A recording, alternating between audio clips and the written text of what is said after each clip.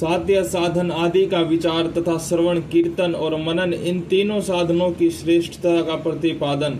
व्यास जी कहते हैं, सूत जी का यह वचन सुनकर वे सब महर्षि बोले, अब आप हमें वेदांत सार सर्व स्वरूप अद्भुत शिव पुराण की कथा सुनाइए। सूत जी ने कहा, आप सब महर्षिगण रोग शोक से रहित कल्याणमय भगवान शिव का स्मरण करके पुराण परवर शिव पुराण की जो वेद के सार तत्व से प्रकट हुआ है कथा सुनिए। शिव पुराण में भक्ति, ज्ञान और वैराग्य, इन तीनों का प्रतिपूर्वक गान किया गया है और वेदांत वेद सदस्तु का विशेष रूप से वर्णन है। इस वर्तमान कल्प में जब सृष्टि कर्म आरंभ हुआ था, उन दिनों 6 कुलों के महर्षि परस्पर वाद विवाद करते हुए कहने लगे, अमुक वस्तु सबसे उत्कृष्ट है और अमुक नहीं है। इनके इस विद्वान ने अत्यंत महान रूप धारण कर लिया। तब वे सब के सब अपनी शंका के समाधान के लिए सृष्टिकर्ता अविनाशी ब्रह्म जी के पास गए और हाथ जोड़कर विनय भरी वाणी में बोले, प्रभु आप संपूर्ण जगत को धारण पोषण करने वाले तथा समस्त कारणों के भी कारण हैं। हम यह जानना चाहते हैं कि संपूर्ण तत्वों से परे प्रातपर पुराण पुरुष कौन है। ब्रह्मा जी ने कहा, जहाँ से मन सहित वाणी उन्हें न पुकार पाकर लौट आती है तथा जिनसे ब्रह्मा विष्णु रुद्र और इंद्र आदि से युक्त है संपूर्ण जगत समस्त भूतों एवं इंद्रियों के साथ पहले प्रकट हुआ है, वे ही ये देव महादेव सर्वज्ञ एवं संपूर्ण जगत के स्वामी है। ये ही सबसे उत्कृष्ट है। भक्ति से ही इनका साक्षात्कार हो सकता है, दूसरे किसी उपायों से कहीं इनका दर्शन नहीं होता। रुद्र, हरि, हर तथा अन्य देवेश्वर सदा उत्तम भक्ति भाव से उनका दर्शन करना चाहते हैं। भगवान शिव में भक्ति होने से मनुष्य संसार बंधन से मुक्त हो जाता है। देवता के कृपा प्रसाद से उनमें भक्ति हो जाती है और भक्ति से देवता का कृपा प्रसाद प्राप्त होता है। ठीक उसी तरह जैसे यहाँ अंकुर से बीज और बीज से अंकुर पैदा होता है, इसलिए तुम सब ब्रह्म ऋषि भगवान शंकर का कृपा प्रसाद प्राप्त करने के लिए भूतल जाकर वहाँ सहस्त्रों वर्षों तक चालू रहने वाले एक विशाल यज्ञ का आयोजन करो। इन यज्ञपति भगवान शिव ही कृपा से वेदों तक विद्या के सारभूत साध्य साधन का ज्ञान होता है। शिव पद की प्राप्ति ही साध्य है, उनकी सेवा ही साधन है तथा उनके प्रसाद से जो नित्य नैमित्तिक आदि फलों की ओर से निष्प्रय होता है वही साधक है। वेदों तक कर्म का अनुष्ठान करके उसके महान फलों को भगवान शिव के चरणों में समर्पित कर देना ही परमेश्वर पद की प्राप्ति है। वही शालोक्य आदि के कर्म से प्राप्त होने वाली मुक्ति है। उन पुरुषों की भक्ति के अनुसार उन सबको उत्कृष्ट फल की प्राप्ति होती है। उस भक्ति के साधन अनेक प्रकार के हैं जिनका साक्षात महेश्वर ने ही प्रतिपादन किया है। उनमें से सारभूत साधन को संक्षिप्त करके मैं बता रहा हूँ। कान से भगवान के नाम गुण और लीलाओं का श्रवण, वाणी द्वारा उनका कीर्तन तथा मन के द्वारा उनका मनन, इन तीनों को महान साधन कहा गया है।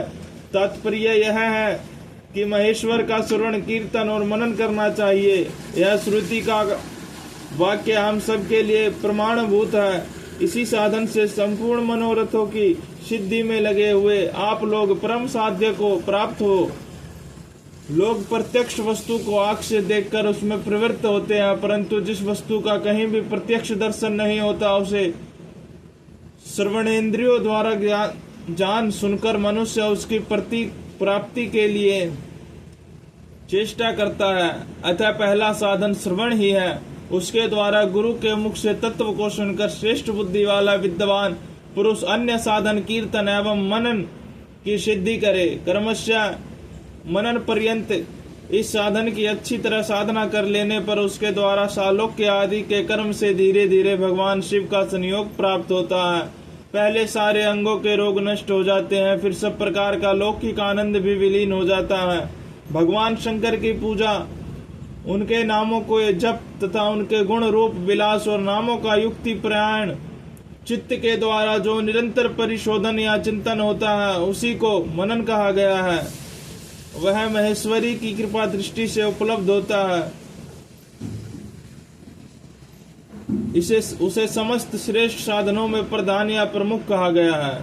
सूत जी कहते हैं, मुनीश्वरो, इस साधन का महात्म्य बताने के प्रसंग में मैं आप लोगों के लिए एक प्राचीन वृत्तांत का वर्णन करूंगा, उसे ध्यान देकर आप सुने। पहले की बात है, पराशर मुनि के पुत्र मेरे गुरु वेद व्यास जी सरस्वती नदी के किनारे सुंदर तट पर तपस्या कर रहे थे। एक दिन सूर्य तुल्य तेजस्वी विमान से यात्रा करते हुए भगवान सनत कुमार अकस्मात वहां जा पहुंचे। उन्होंने मेरे गुरु को वहां देखा, वे ध्यान में मग्न थे। उससे जगने पर उन्होंने ब्रह्मा पुत्र सनत कुमार जी को अपने सामने उपस्थित देखा। देखकर वे बड़े वेग से उठे और उनके चरणों में प्रणाम करके मुनि ने उन्हें अर्घ्य दिया और देवताओं के बैठने योग्य आसन भी अर्पित किया। तब प्रसन्न हुए भगवान सनत कुमार विनीत भाव से खड़े हुए व्यास जी से गंभीर वाणी में बोले, मुने, तुम सत्य वस्तु का चिंतन करो। वह सत्य पदार्थ भगवान शिव ही है जो तुम्हारे साक्षात्कार के विषय होंगे। भगवान शंकर का श्रवण, कीर्तन, मनन, ये तीन महत्तर साधन कहे गए हैं। ये तीनों ही वेद सम्मत हैं। पूर्व काल में मैं दूसरे साधनों के संभ्रम में पड़कर घूमता गामता मंदरांचल पर जा पहुंचा और वहां तपस्या करने वाला लगा। तदंतर महेश्वर शिव की आज्ञा से भगवान नंदीकेश्वर वहां आए। उनकी मुझ पर बड़ी दया थी। वे सबके साक्षी तथा शिव गणों के स्वामी भगवान नंदीकेश्वर मुझे स्नेह पूर्वक मुक्ति का उत्तम साधन बताते हुए बोले, भगवान शंकर का श्रवण, कीर्तन और मनन, ये तीनों साधन वेद सम्मत है और मुक्ति के साक्षात कारण है। यह बात स्वयं भगवान शिव के मुझसे कही है। अतः ब्रह्मन, तुम श्रवण तीनों साधन को ही अनुष्ठान करो।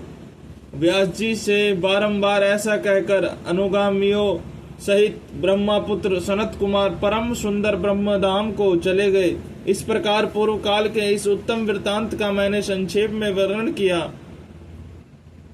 ऋषि बोले, सूत जी, श्रवण आदि तीन साधनों को आपने मुक्ति उपाय बताया है, किंतु जो श्रवण आदि तीनों साधनों में समर्थ हो वह मनुष्य किस उपाय का अवलंबन करके मुक्त हो सकता है?